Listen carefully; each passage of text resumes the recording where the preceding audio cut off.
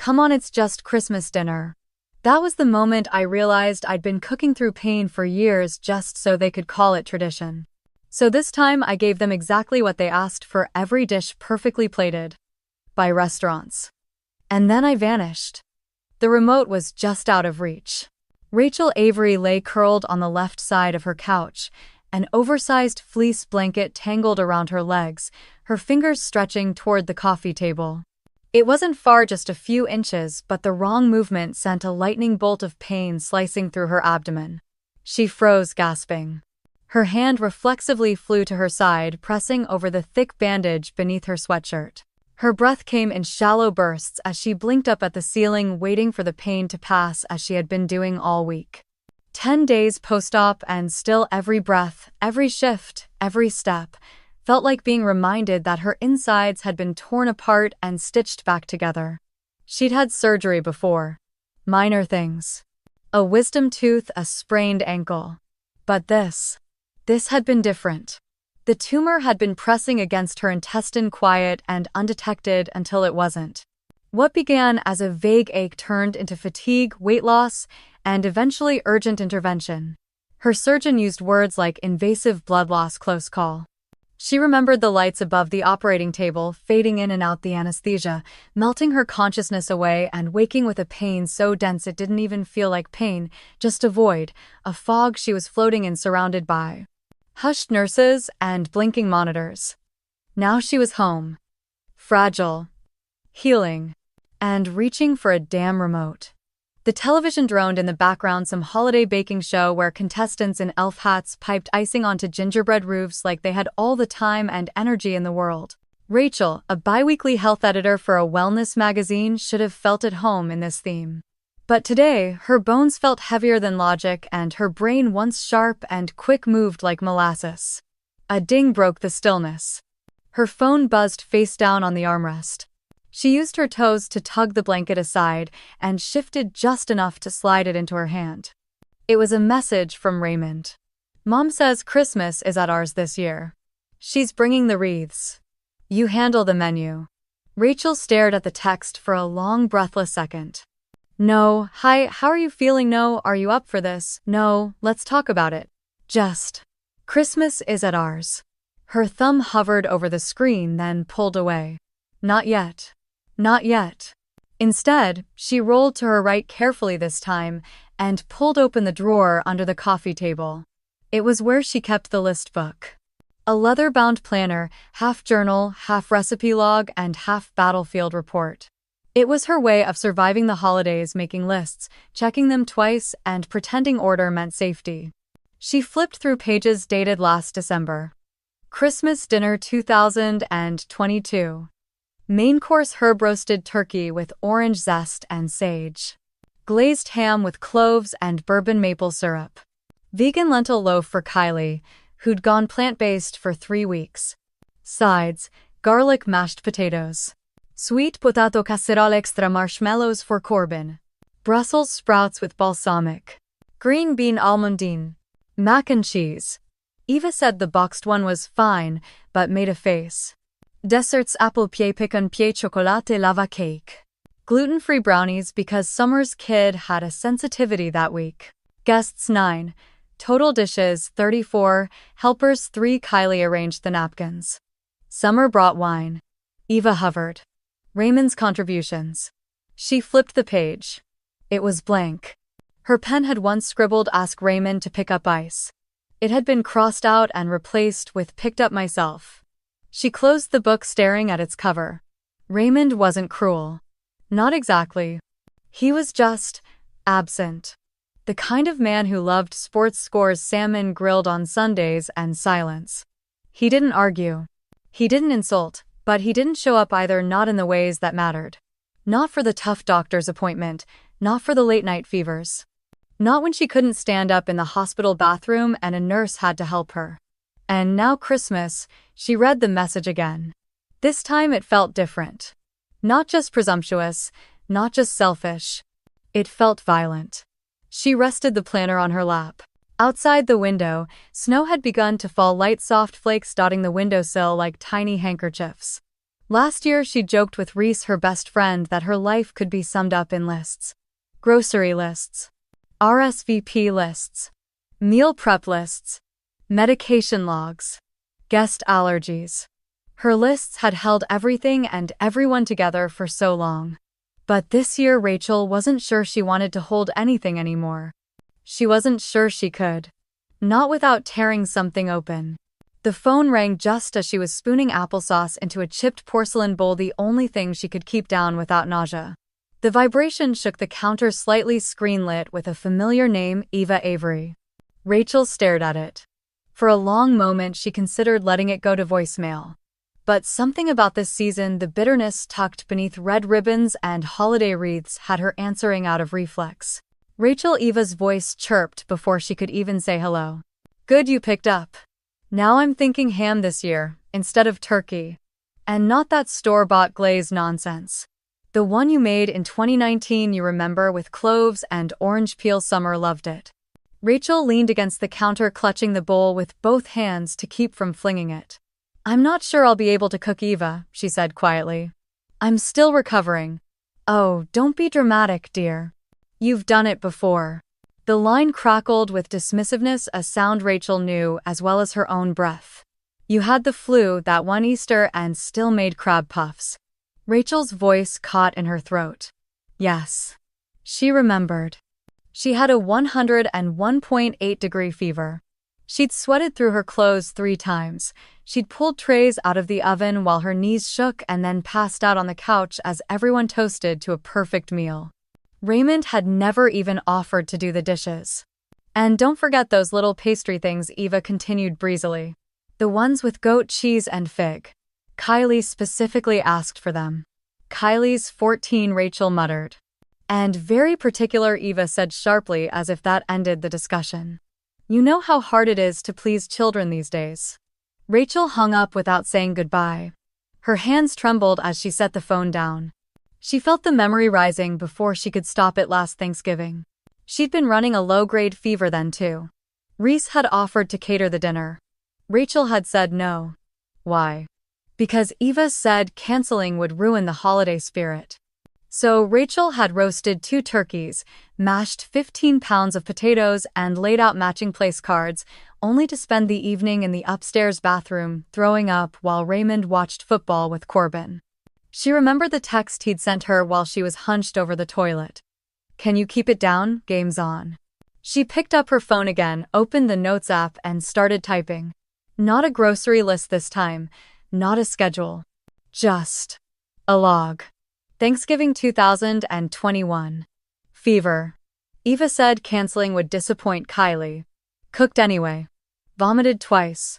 No one noticed. She stared at the blinking cursor. Then she kept typing.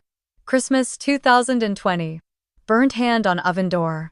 Raymond laughed, said, be more careful next time. No ice, no help. Easter 2019. Slept 2 hours the night before. Eva said tablecloth was wrinkled. Kylie didn't eat. Summer asked why the chairs weren't matching. She kept going, until her thumb ached. Until her breath grew shallow. Then she opened her email, found her most recent hospital bill, and downloaded the PDF. She began a new folder on her desktop. She called it receipts. Not just financial ones. Emotional receipts. The things she'd been trained not to track. Not to hold on to.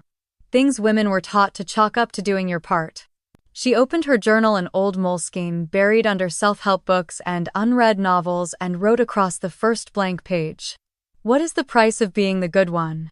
That night, as rain tapped against the windows and Raymond sat at the kitchen table with his AirPods in, watching some sports recap show, Rachel lay awake and asked herself questions she hadn't had the language for before.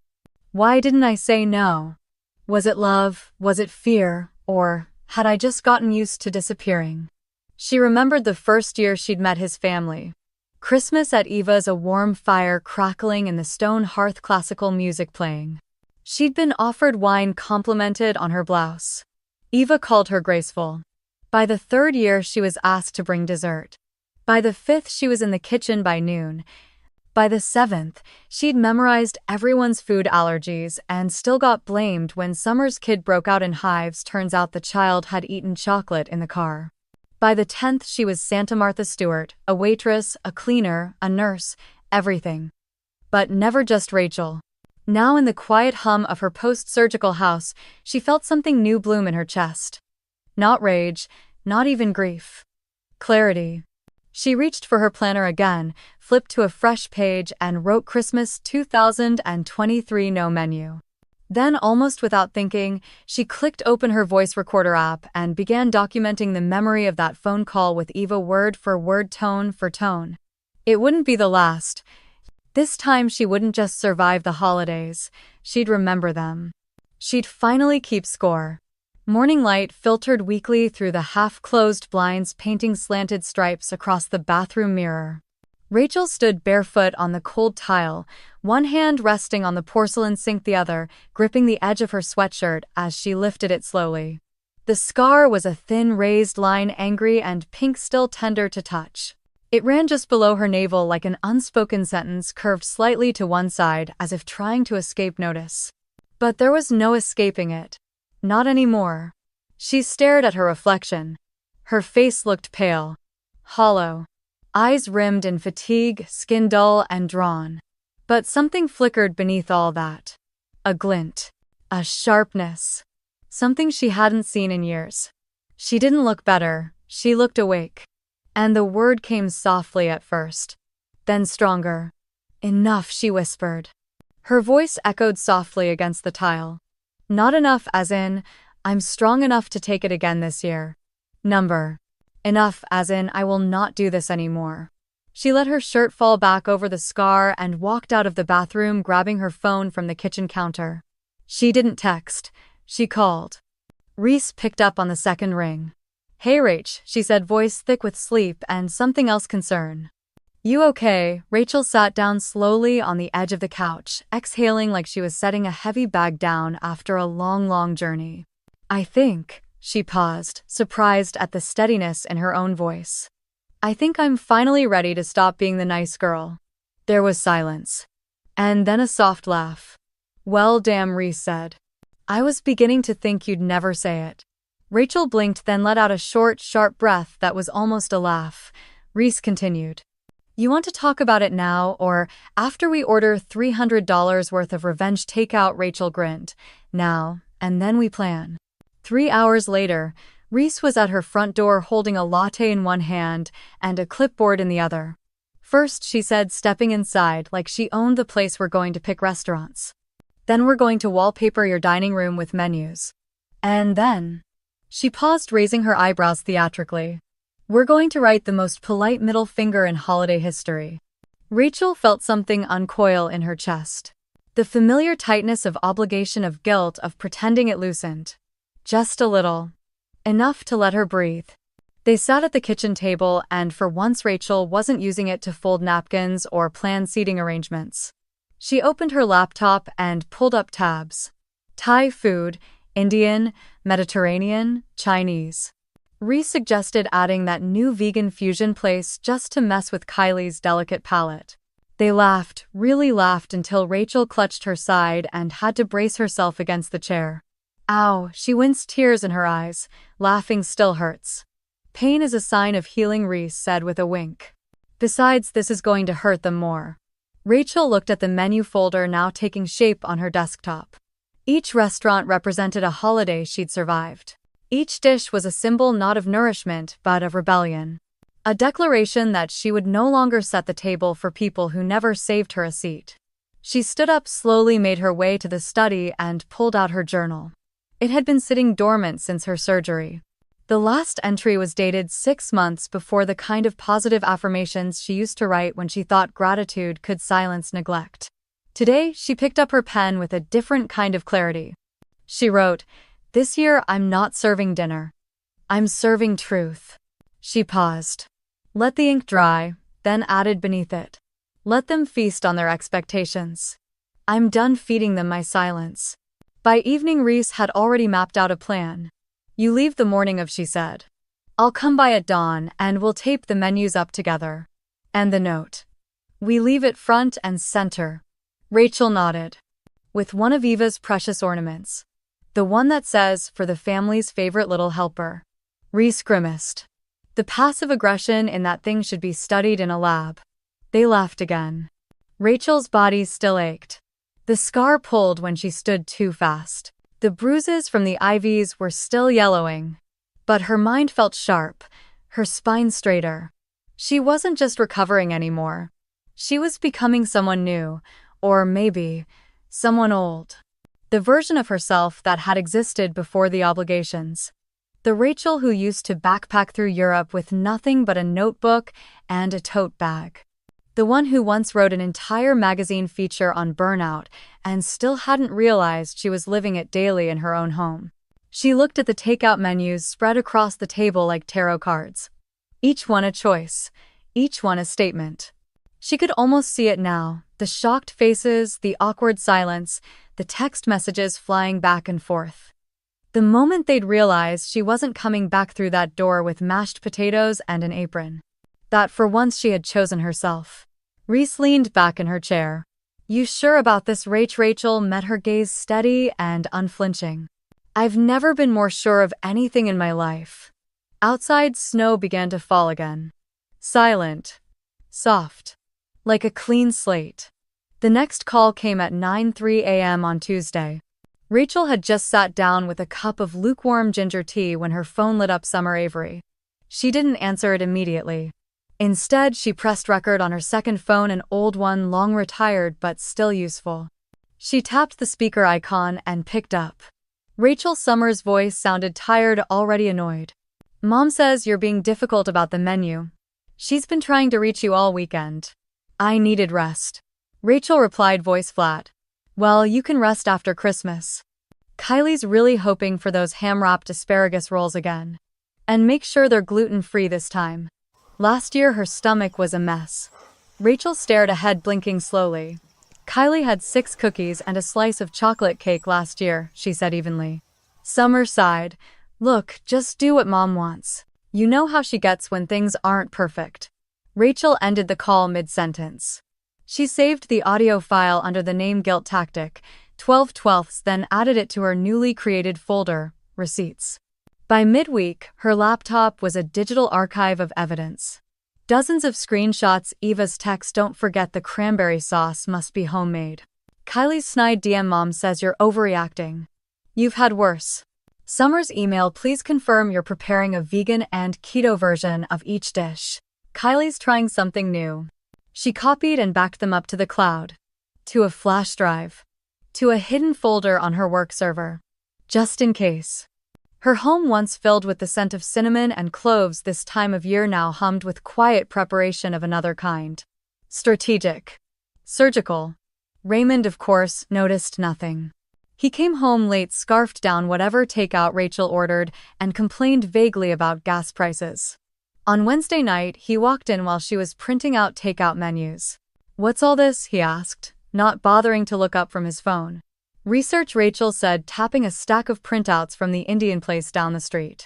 For a story on holiday stress. He grunted and wandered off to the living room. He hadn't asked once how she was feeling. Thursday morning, Rachel's phone rang again. This time it was Dr. Harwood. Rachel, I've been reviewing your post-op chart, the woman said gently. Your white cell count is slightly elevated. Nothing alarming yet, but your healing is lagging. Rachel's throat tightened. What does that mean? It means your body is tired, the doctor replied. You need to rest, no heavy lifting, no prolonged standing. And no stress, if possible. Rachel pressed her palm over her bandaged fingers, curling slightly. I understand, she said softly. Rachel, the doctor added before hanging up, her tone shifting. This is the time to protect your health. I can send a formal note if needed. Rachel looked toward the kitchen where the refrigerator bore a list titled Holiday Prep, Master Timeline. Written by Eva. Pinned by Raymond. She nodded slowly. Yes, please do. That night, she sat down at her laptop, opened a new browser tab, and typed remote lake cabin with chef plus post-surgical recovery amenities. The listings were fewer than she hoped, but after an hour of comparing reviews and amenities, she found it, Lakeside Cabin 3. Private. Secluded, fireplace, medical staff on call, and most importantly, no cell service, unless requested. She stared at the reservation form, then reached for Raymond's wallet on the counter. He always left it there like he trusted the house to clean itself. She opened it, took out his second credit card, the one he'd used for golf weekends and last-minute gifts when he forgot birthdays. She booked the cabin from the 24th of December through the 2nd of January. And then she smiled. By Friday, her plan had taken shape like a masterfully executed recipe. Measured. Precise. She arranged takeout orders from 4 restaurants: Chinese dumplings, honey walnut, shrimp, sesame chicken, Thai spicy noodles, green curry, mango sticky rice, Indian butter chicken vegetable biryani naan, vegan Mediterranean roasted chickpea stew tabbouleh lentil stuffed peppers. Each order was personalized to someone's very specific tastes. She even made sure Kylie's was gluten-free just for the irony. All prepaid using Raymond's credit card. Delivery time Christmas Day. 1:30 p.m. sharp. So it would all arrive just before the expected 2 p.m. dinner Eva had declared. She emailed each restaurant with a thank you note confirming delivery and requesting paper menus extra copies. Her printer whirred steadily through the evening, stacking them in careful piles. 1 pile for each wall of the dining room. She even included a handwritten message, deliberate, elegant, cursive, "Welcome, dinner is served. Everything prepaid. Any complaints may be forwarded to the surgeon." Late that night, Rachel took a walk through the house. She paused in each room, taking mental snapshots. The bookshelf Eva always rearranged without asking the table. Kylie stained with nail polish 2 years ago, the armchair where Raymond once fell asleep while she had a 103-degree fever and couldn't get out of bed. She walked to the front door and looked up at the small black circle just above the porch light, the Ring camera Raymond had installed last summer to prevent package theft. She opened the app. Still working, still recording, still uploading everything to the cloud. She adjusted the angle slightly, just enough to catch the dining room if the front door remained open. Let them talk. Let them perform. Let the whole thing be documented. Because this year Rachel wasn't the one under scrutiny. This year she was the one keeping score. Christmas Eve arrived with quiet snow and the low hum of anticipation, the kind that wrapped around your ribs like a held breath. The house was still save for the faint clicking of the radiator and the occasional sigh of wind against the window panes. Rachel sat in her armchair, a blanket across her lap, watching the last menu pages glide out of the printer. Each one felt like a page from her own story. One no one had ever asked to read, but this time they'd be forced to. At 11:05 p.m., the doorbell rang. Reese stood on the porch in a parka lined with faux fur, a thermos in one hand and a roll of tape in the other. "Merry Vengeance Eve," she said, grinning. Ready to decorate, Rachel stepped back, letting her in. "I left the mistletoe off this year."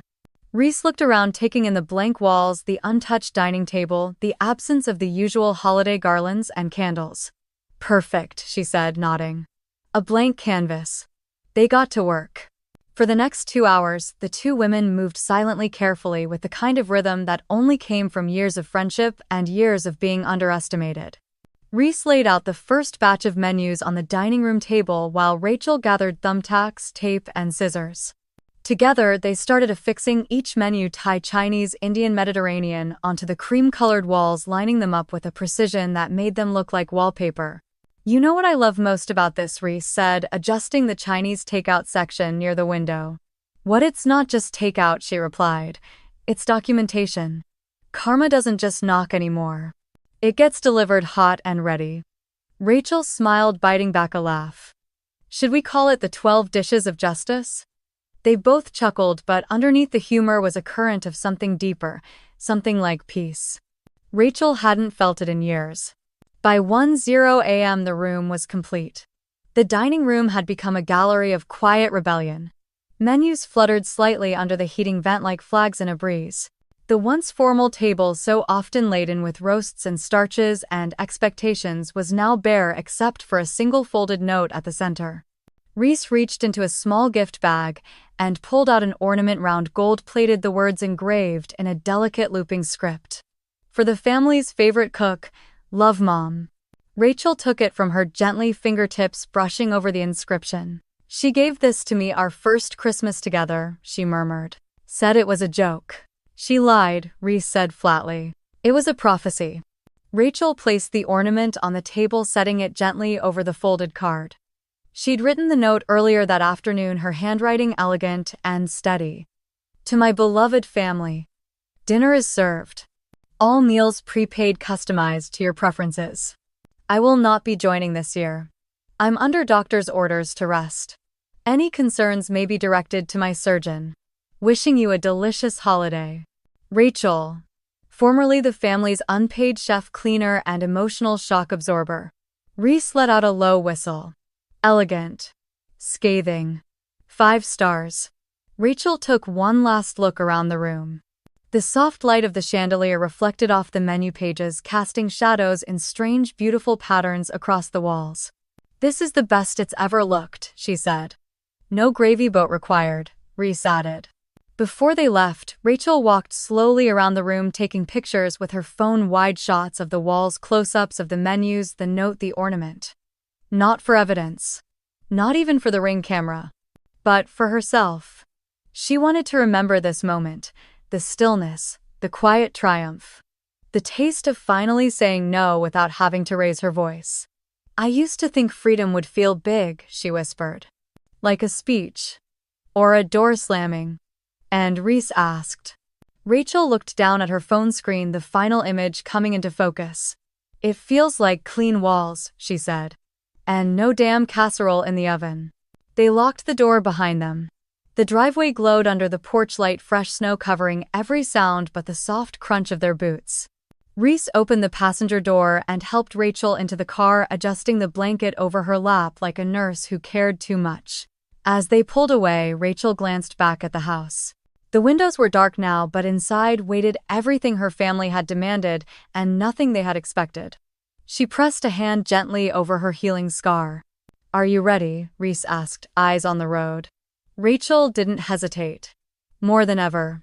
The Ring camera blinked to life at exactly 10:59 a.m. Through the live feed on her phone, Rachel watched as Eva's SUV pulled into the driveway, first the wheels crunching softly over fresh snow. The car rocked slightly as the doors opened. Out came Eva in her signature emerald coat with faux fur trim, balancing a tray of deviled eggs in one hand and a bundle of pine garlands in the other. Next came Summer, tugging a suitcase full of holiday china and gesturing dramatically at Kylie, who trailed behind, buried in her phone, thumbs flying across the screen. Corbin showed up last, stepping out of a black pickup truck with a beer tucked in the crook of his arm like it was a baby. Rachel sat back on the soft leather seat of Reese's SUV, parked discreetly around the corner, steaming travel mug in hand. Reese glanced over. "They're right on time." "Eva does love punctuality," Rachel replied, her voice calm. On screen, Eva tried the doorknob. Locked. She frowned, then rang the bell. Raymond arrived moments later, keys jingling, fumbling with the lock. He barely said hello to anyone, his face distracted, phone in hand. Then the door opened and the show began. The first reaction was from Kylie. As she stepped into the dining room, her phone slid from her fingers and hit the hardwood floor with a soft clack. Her mouth dropped open like a cartoon character's. "Oh my God," she breathed. "Is this a restaurant?" Eva, right behind her, stopped mid-step. "What in the world?" she muttered, eyes scanning the walls, plastered with laminated takeout menus, all neatly arranged in rows like an exhibit at a modern art museum. Summer's expression was a study in restraint. She blinked once, then twice, then slowly looked around as though trying to decode an abstract painting. "What is this?" she whispered. Raymond's brows furrowed. "Where's the food?" Corbin, less subtle, burst into a half-laugh, half-scoff. "Yo, is this like a prank?" Then Eva spotted the note on the table. She picked it up, squinted at the handwriting, then read aloud, "Dinner is served. All meals prepaid, customized to your preferences. I will not be joining this year. I'm under doctor's orders to rest. Any concerns may be directed to my surgeon." Eva went pale. Summer sat down slowly in the nearest chair as if her knees had given out. Raymond stood motionless, staring at the note like it was a foreign language. Then Rachel pressed send. A group text lit up every phone in that room simultaneously. Everything is paid. Every debt. Every meal. Every pain. Every ignored word. Enjoy the feast. Rachel. The room erupted into chaos. She can't be serious.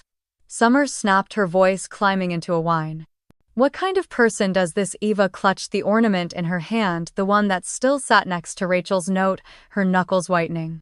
This is beyond disrespectful, she hissed. This is unhinged. She always was dramatic. Corbin offered, flopping into a chair and opening the takeout menu closest to him. But hey, Thai food. I'm in. Don't touch anything. Eva barked, smacking his hand away. Meanwhile, Kylie stood frozen, scrolling through her phone again. She posted it, she murmured. What? Summer turned sharply. The note. The setup. It's on Reddit.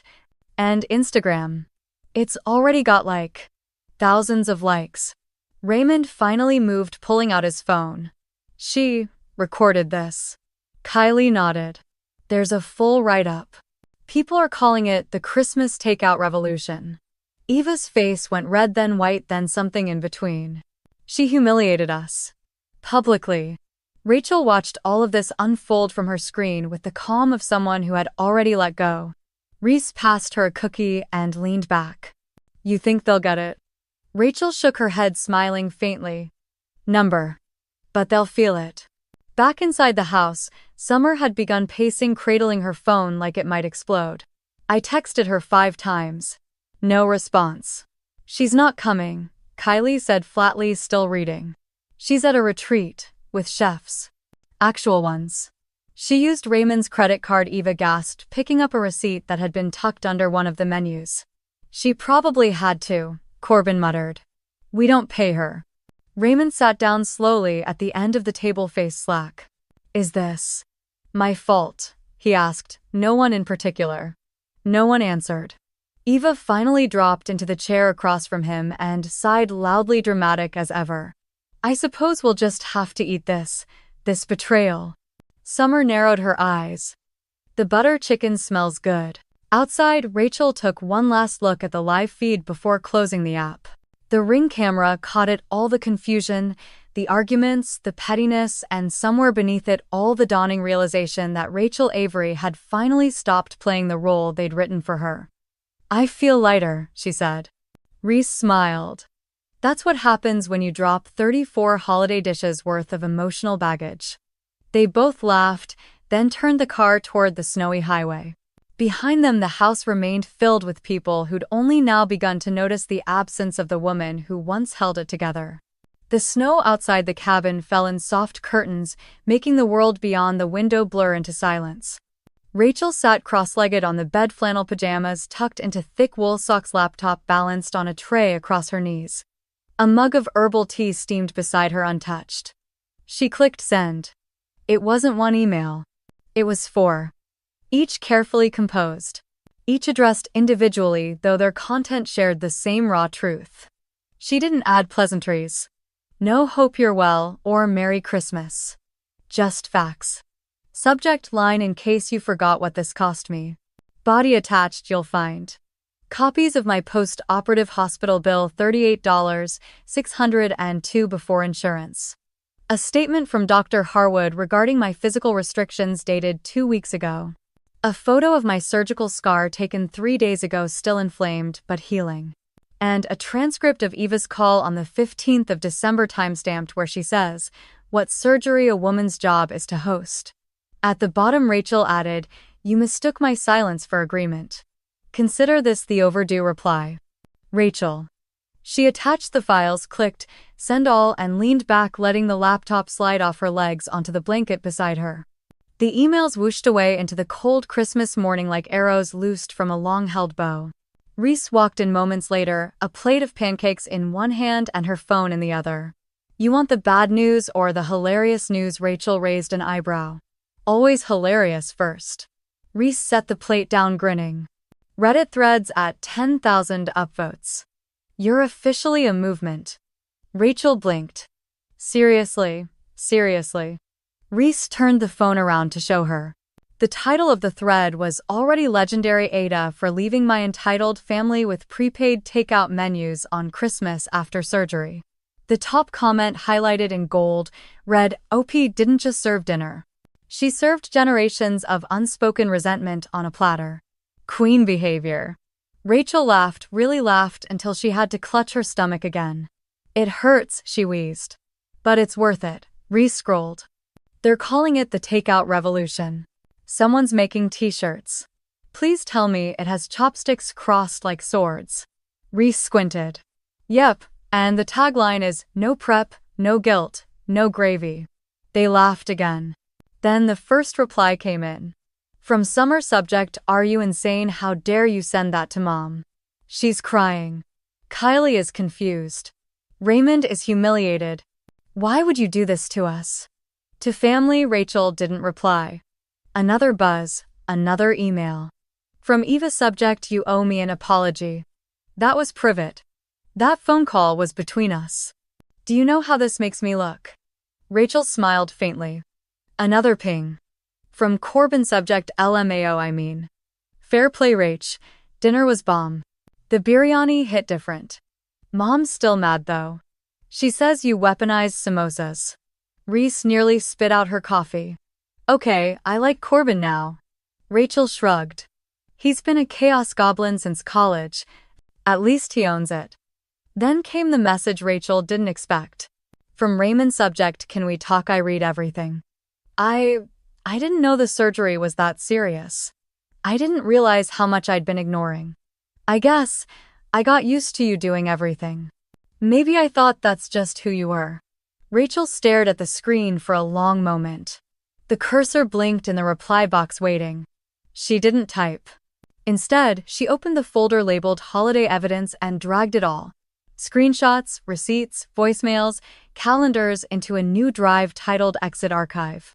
She then forwarded that link to her divorce lawyer. Reese leaned against the doorframe, sipping her tea. You okay? Rachel nodded. It feels strange. What does not fighting anymore? She said. Not justifying, not performing, just letting the truth speak. Outside, snow continued to fall. Reese came over and sat beside her, glancing at the screen. You served them reality. Most people don't even know how to chew that. Rachel smiled faintly. I don't care if they digest it, she said. I just wanted to stop spoon-feeding them my soul. Later that afternoon, Rachel posted one comment under her Reddit thread. Hi, OP here. For those wondering, I'm resting, healing, breathing real air, and eating food I didn't have to cook for people who actually care if I'm in pain. That's the whole story. *Ide. Within minutes, the reply came. You didn't just light a match. You gave us all permission to stop setting ourselves on fire to keep others warm. Rachel closed her laptop and let out a long, quiet breath. This was peace. This was recovery. This was the moment after the storm when everything had broken but something stronger was finally taking root. And the best part, dinner would arrive in 10 minutes. No dishes. No guilt. No apologies. Just nourishment. The cabin sat like a secret at the edge of the world, tucked into a clearing surrounded by pines powdered with fresh snow. Its wooden beams gleamed golden in the afternoon light, smoke curling gently from the stone chimney.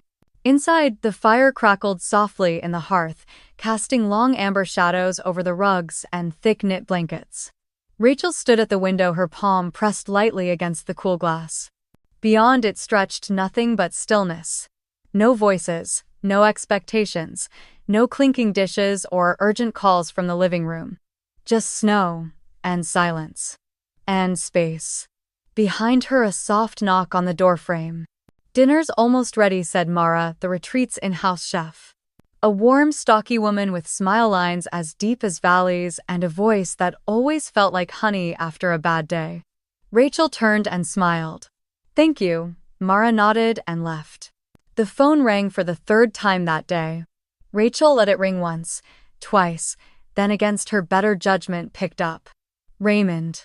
She didn't say hello, he jumped in anyway. You can't do this, Rachel. She closed her eyes, counted to 3. You can't just disappear, he continued. It's Christmas. We're family. She let the silence stretch until it began to itch. Then she spoke. "You had years," she said quietly, "to treat me like family." The line went still. "But you chose staff instead." "Rachel, come on," she cut him off. "No," she said with a kind of clarity that vibrated through her chest. "I cooked through migraines, through fevers. I cleaned up after Kylie's spills while you watched the Seahawks. I stayed up until 2 a.m. ironing your mother's damn linen napkins so she wouldn't call me lazy again." "That's not fair." "It's accurate," she said, firmer now. He sighed. "So what? You're just done." Rachel looked out the window again. Snow had begun falling soft and slow. "I'm healing," she said, voice calm. "From surgery, from expectations. From you, from all of you." There was a pause on the line then, a shift in Raymond's voice. Quieter, smaller. "I didn't know you felt that way." She didn't respond, because he did know. He just never listened. "You could have said something," he added. Rachel almost laughed. "Raymond," she said gently, "I did say something. 1,000 ways." Then, after a pause, "I just stopped shouting when no one heard." He didn't reply. She imagined him standing in the kitchen surrounded by half-eaten takeout, the walls still papered with menus he hadn't removed. Maybe Eva pacing. Maybe Summer yelling about reputations and public embarrassment. Maybe Kylie rolling her eyes and filming it all for TikTok. Rachel imagined him finally seeing that empty house not as an insult but as a mirror. He was the one left behind. "I'll be gone until New Year's," she said simply. "And after that," Rachel said, "I'll be filing for divorce." Silence. She let him sit in it. For once she didn't rush to soften the blow. "Goodbye, Ray." She hung up. And this time her hand didn't tremble. Dinner was served in a candlelit dining room with only 4 tables. 2 were empty. At the third sat an elderly couple speaking softly over roast duck and wine. Rachel took her seat at the fourth, where Mara placed a steaming plate of winter squash risotto with Parmesan crisp and roasted root vegetables. "Let me know if you want dessert later," she said with a wink. "There's gingerbread with maple cream." Rachel nodded, tears threatening the corners of her eyes. Not because she was sad, but because for the first time in years she was being fed. Not used, not needed, just cared for. Reese texted around 8 p.m. "Guess what thread's at 22K upvotes?" One of the comments got gilded twice. "They're calling you Saint Rachel of the Takeout Gospel." Rachel laughed into her pillow. Then she typed back, "Still the best Christmas I've ever had." She paused, then added, "Tomorrow I'm starting a new list. Not for menus, but for things that make me feel human again." She put the phone down, climbed into bed, and pulled the blanket over her body, careful not to tug too hard at her healing incision. And just before she drifted off, she whispered into the quiet room, "I am not coming back. Not to being small. Not to being invisible. Not to that version of me." And the fire crackled softly in agreement. 1 week later, Rachel stepped out of the car and into the driveway of the house she had once called home. It looked the same. Red brick frosted windows, the dying remnants of Eva's Christmas garlands drooping like tired apologies. But something was different. She was different. She no longer approached this house with a knot in her stomach. She approached with a lawyer and a file folder. Andy Harper, her attorney, adjusted his scarf as he followed her up the walk. "You ready?" Rachel exhaled. "I've never been readier." Raymond was waiting in the living room. He looked smaller somehow, shoulders, hunched hair, uncombed, a cup of cold coffee trembling in his hand. "Rachel," he started, his voice cracking. "Let's talk." Andy stepped forward smoothly. "Let's document." Raymond blinked. Rachel placed a folder on the coffee table with quiet precision. Inside, signed divorce papers. Printed screenshots of texts. Medical documents. Transcriptions of voicemails. A list titled "Christmases I Hosted While Sick." She sat down across from him, calm and collected. "This isn't personal," she said softly. "It's legal." The front door slammed open. Eva stormed in like a winter gust, her fur-lined coat billowing behind her like a villain in a made-for-television movie. "You," she shouted, jabbing a finger at Rachel. "How dare you humiliate this family? Andy held up his phone. "You're being recorded, Mrs. Weatherby. Every word is evidence." Eva hesitated, then scoffed undeterred. "I gave you everything," she continued. "A home, a place in our traditions, a seat at the table." Rachel didn't flinch. "You gave me chores, criticism, and casserole duty," she replied evenly. "But never a seat. I was always standing." Raymond cleared his throat weakly. Over one dinner, Rachel, her gaze turned to him. Steady. Unwavering.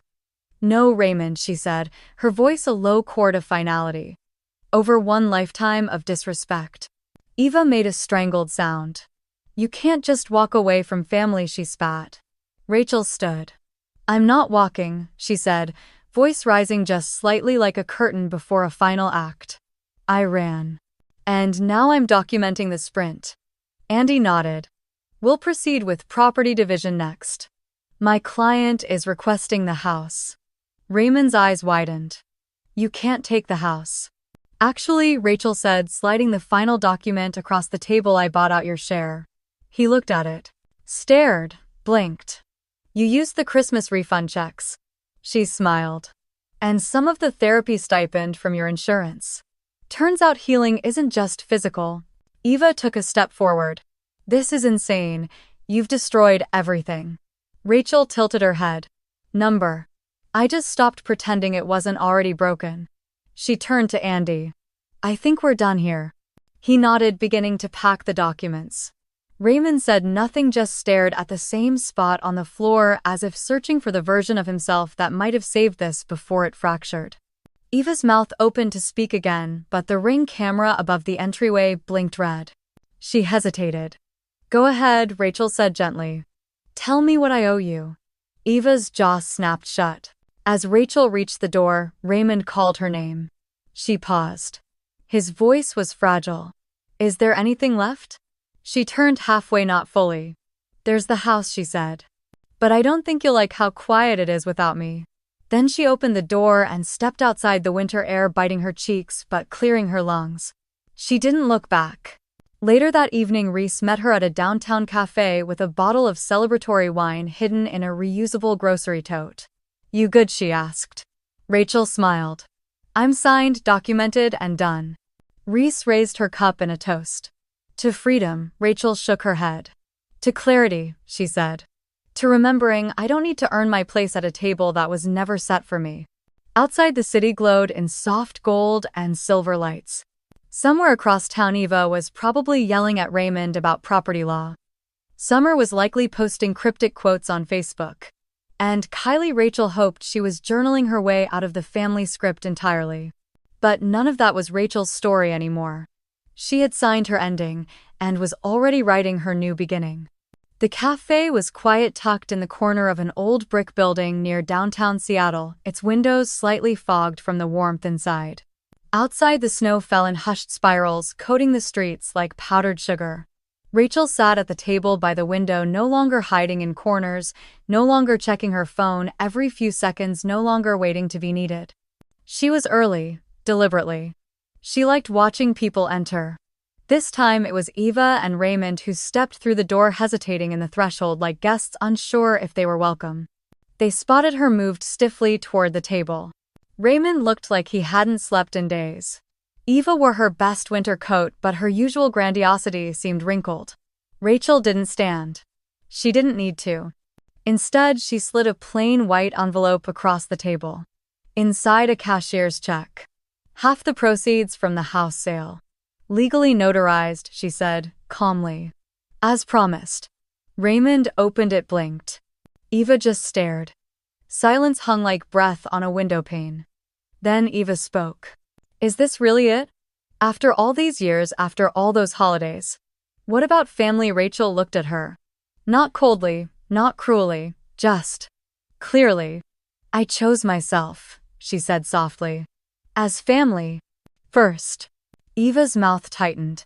She looked ready to argue. Then her gaze dropped to her gloves resting on the table like two empty hands. She didn't speak again. Raymond slid the check back toward her. "We didn't mean for it to get this bad." Rachel shook her head. "You didn't mean for it to get this honest." He looked like he wanted to say more, but Rachel stood before he could. "I wish you healing," she said. Then added with a nod to Eva. "Both of you." She left the cafe, coat unzipped, scarf loose around her neck like she no longer needed armor. Outside, the air was crisp and clear. Reese was waiting across the street, leaning against her car with a grin. "Well?" she asked, holding out a coffee. Rachel took it, sipped, then smiled. "Peaceful." "Really?" Rachel nodded. "They got the check." "I got my breath back." Reese beamed. "Oh, and guess what?" She pulled out her phone and tapped the screen. "Your Reddit post just passed 100,000 upvotes." Rachel raised her eyebrows. "They're calling you the patron saint of burned-out daughters-in-law." Rachel laughed. Not the small, polite laugh she used to give at family dinners. A full, open one that reached her eyes and wrinkled her nose. Reese grinned wider. "You're a movement now." Rachel looked out at the snowy street. "Maybe. Or maybe I just reminded a few thousand women that silence isn't noble." They walked slowly, drinks in hand, snow crunching beneath their boots. "Do you regret anything?" Reese asked. Rachel thought for a moment. "Only not doing it sooner," she said. "Only not realizing that serving dinner isn't love when it comes with a side of resentment." They reached the corner. Reese paused, tugging Rachel into a quick hug. "You served something bigger this year," she whispered. Rachel pulled away, eyes gleaming. "This Christmas," she said, almost to herself, "I didn't serve dinner. I served myself peace." She kept walking after that. Alone. But not lonely. With every step her body felt lighter. Not because the scar had vanished, it still pulled slightly with movement, but because the weight of obligation had finally lifted. No more invisible checklists. No more invisible self. As she crossed the street, a group of kids threw snowballs at each other, laughter ringing through the air. She smiled at them, really smiled, not to please or perform, but because it bubbled up from somewhere real. A notification pinged on her phone, but she didn't check it. Not now. Now belonged to the cold, clean air. To this walk. To this woman who had once been consumed by lists and now only needed one. Peace, breath, self. The snow swirled gently around her like applause.